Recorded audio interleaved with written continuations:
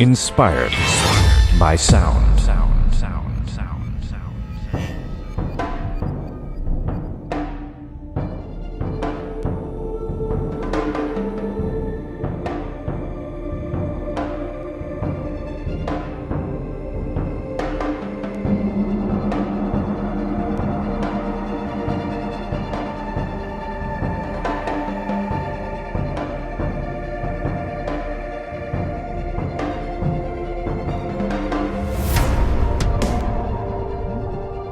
Hello ladies and gentlemen, how are you doing this fine day? This is video number 40 of Inspired by Sound. And in this video I'm going to be showing you a track I made over the weekend called Majestic, Uprising. And I thought it was interesting enough to show you, and I could be wrong, just because of the textures in it. It's a relatively simple track actually, it just sounds kind of big. And there's some nice libraries and things I used in it, and the reason for the inspiration actually came because of the first track that I will now talk you through.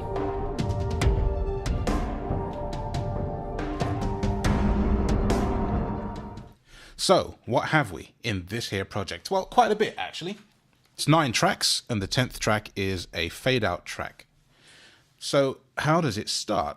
Well, I'm in Logic, as per usual, as we do these things, and we have an opening line containing a few different things, actually. Let me see if I can demonstrate to you today.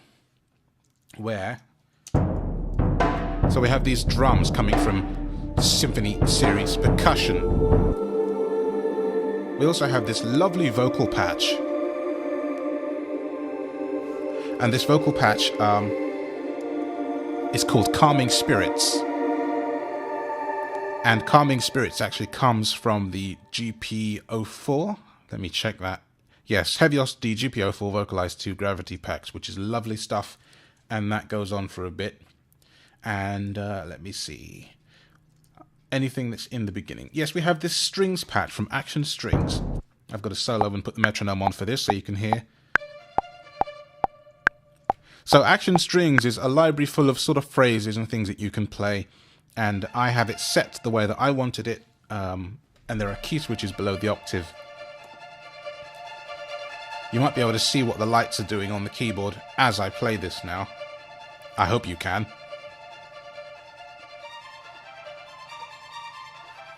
So let me talk you through this. Right, so I've got... Yeah, I'm in the right place. So at octave -1 on my 61 key controller, the D key, if I play the D key, which is a silent key switch, and then 1, 2, 3, 4 Ds above it, if I play softly, we have a major. If I play the key hard, the velocity, it's a minor third. So major third, minor third. Okay? And then also I've got this F as well playing above it. So I had to hit the keys in such a certain way that the minor of the D would play, but the major of the F would play. So I couldn't just go like that very hard or very soft. That's not what I wanted. So I had to kind of... How did I do it? Other way? Oh yeah, like that. So I had to play the D hard and the F soft, and then, so that's what the D key switch does. And if I hit the E flat, it does that. And there are other key switches. That's the C sharp key switch, which did get used a little bit towards the end. So it's about phrasing. This library is full of phrases and all sorts. And the mod wheel does that, and the reverb is actually coming from the plugin. I haven't used any external effect reverb on this one. So it's quite simple but effective. And if I just play it in situ for you, the beginning of the track sets it up so there's no string playing in the beginning. And the first kind of test there was to see if I could hit it right. Now I left it in even though it was sort of a mistake, because I think it gives it a bit of flavour. And I'll play it from the top without the metronome on, and you'll hear what I mean. Without being soloed is what I meant to say. 1, 2, 3.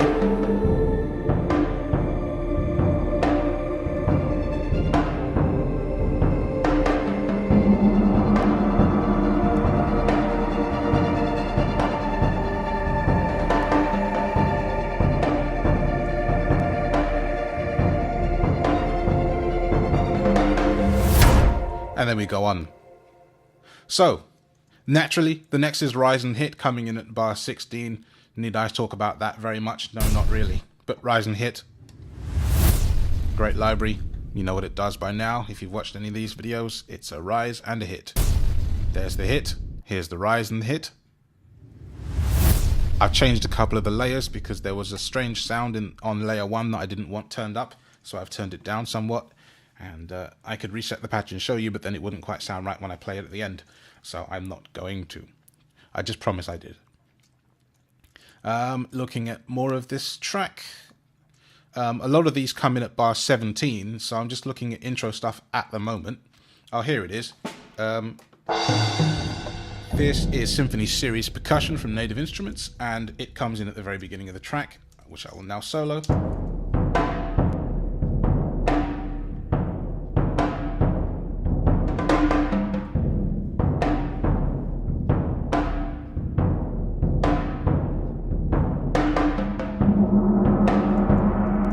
Got the loveliest gongs and booms and bashes in it. It's very nice.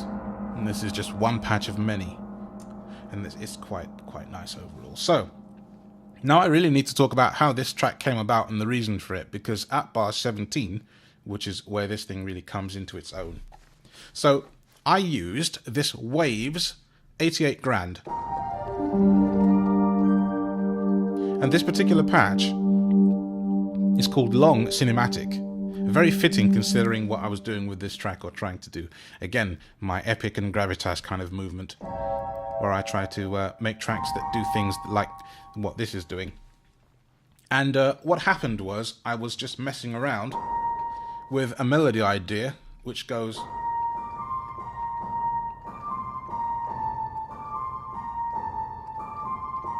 which is very simple. But what I was doing was playing it quite quickly, and I'll solo the part of the track in question so you can hear what I was doing. And I'm going to show you that it's all smoke and mirrors, and it's played really, really badly. And you'll see what I mean in a minute. So cue up your laughing hats, because here's the thing soloed, coated in the reverb, and I didn't add the reverb. That's just how this particular patch is.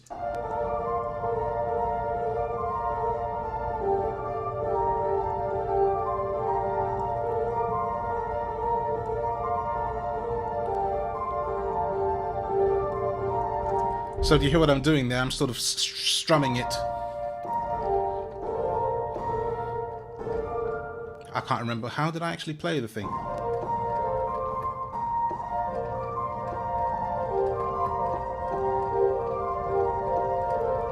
Like that, maybe.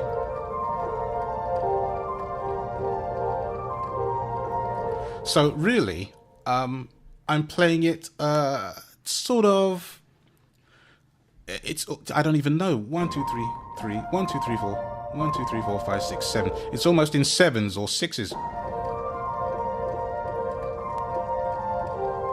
It's a really weird how I decided to play it. But if I change one patch down and then play this same thing back with a metronome on, you'll see that I was trying to emulate flowing water, and the reverb helps me do that. But when it's a dry patch, like this one, see, it's quite loose.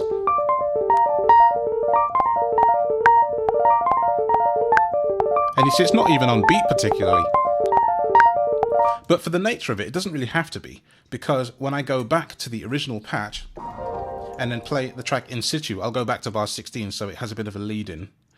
You'll hear...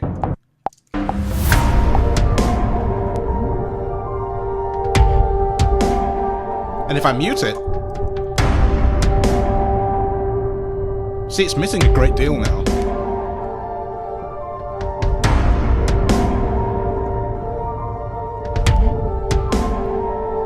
And that's how this track actually came about. This was at bar 1 initially, and of course I've moved it around since when I finished the piece. So that is how I started it. Because of this one patch in this Waves plugin. The Waves Grand 88, Electric Grand 88, sorry, is, I guess, emulating a CP80 of some sort.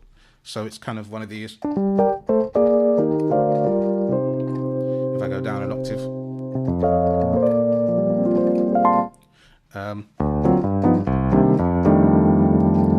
It's one of those things. It's quite nice, actually. quite small, 500 odd meg or so for a nice little plugin. It's NKS ready, so it runs within the complete ecosystem, and it does quite well. I like it. Now, I missed a couple of tracks going down here because a lot of this starts at bar 17 or 33. The next patch here is a bar 17 patch, and it's called CH2 Talking Grains, and it comes from GP05, so another Heaviosity product, Gravity Pack 05, Scoring Guitars 2. And at bar 17, it does the following.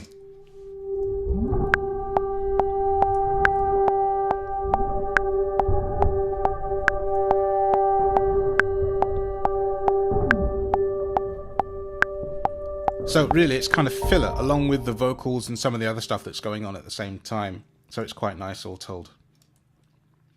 Now, another track is the bass and snares track, which comes in at bar 17. And what does this come from? Perk Hybrid Dirty Sync Kit. It's Damage, and if I play this,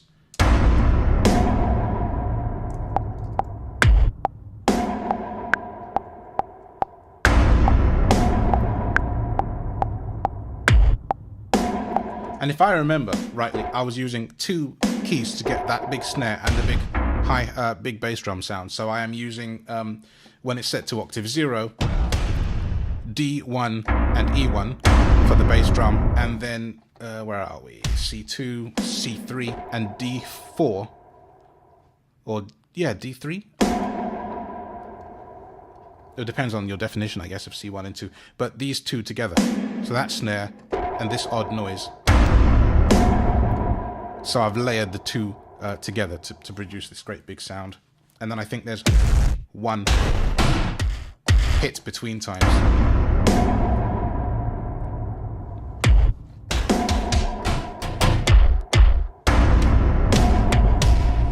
Is it that? Yeah, it's the B. So just a bass drum in the middle. So let's put it back in situ for you.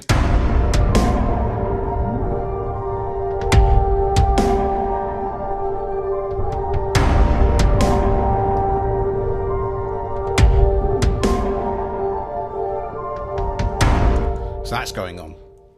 Toms. Now the toms come from, this is called Big Toms, and the product is Evolve R2, full of all sorts of nice big toms here. And again, oh no, sorry, it's Big Hit Drums. That comes in at bar 33. You will hear that as well, of course. These Big Hit Drums come from Evolve Mutations 2, and it's called Perk Distant Cracking Drums. It's things like that. So if I solo that at bar 17, that's what I meant to do.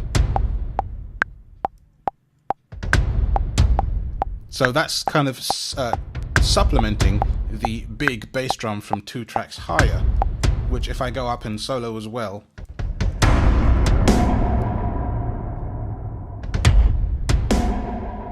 layering these drums up hugely.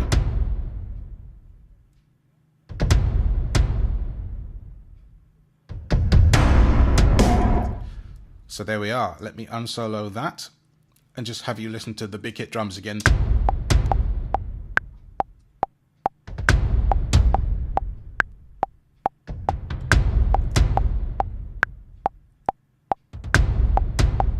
So it's a nice big sound. And at bar 33, there's more things that come in. The last thing to come in is the toms, which go like this at bar 33, and then I will put all the drums together and show you what it all culminates like, really. 2, 3, 4, just for reference.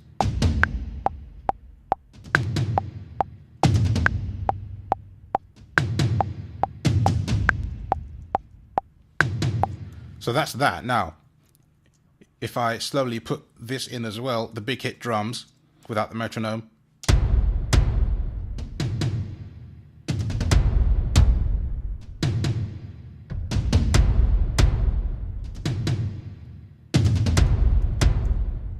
now we'll go back to bar 33 and we'll add in the bass drum and the snare drum as well, so that they're all playing. Actually, there's one other one that's not playing, which, if you remember at the very beginning of the track, is the Symphony Series percussion. That also needs to get added in. I need to go down to the bottom of the track to do this, but let me put the bass and snare drum in now at bar 33.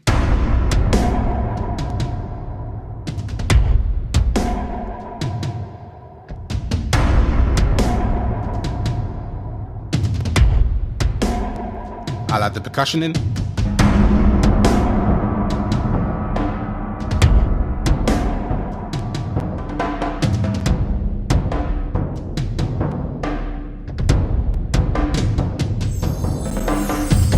So that's what that does altogether. It's quite cool, I think.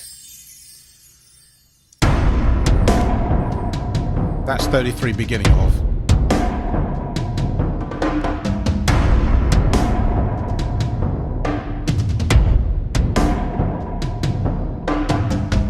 So all of these drum parts play their part. There are all these 4 drum kits working in sync to produce that huge, wonderful, big sound.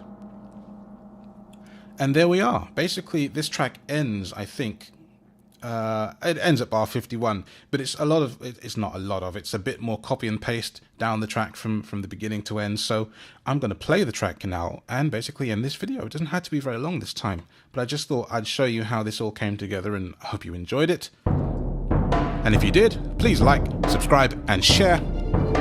And I'll see you in the next video, whatever that may be. Thank you for watching, as always. Take good care of yourselves. Bye for now.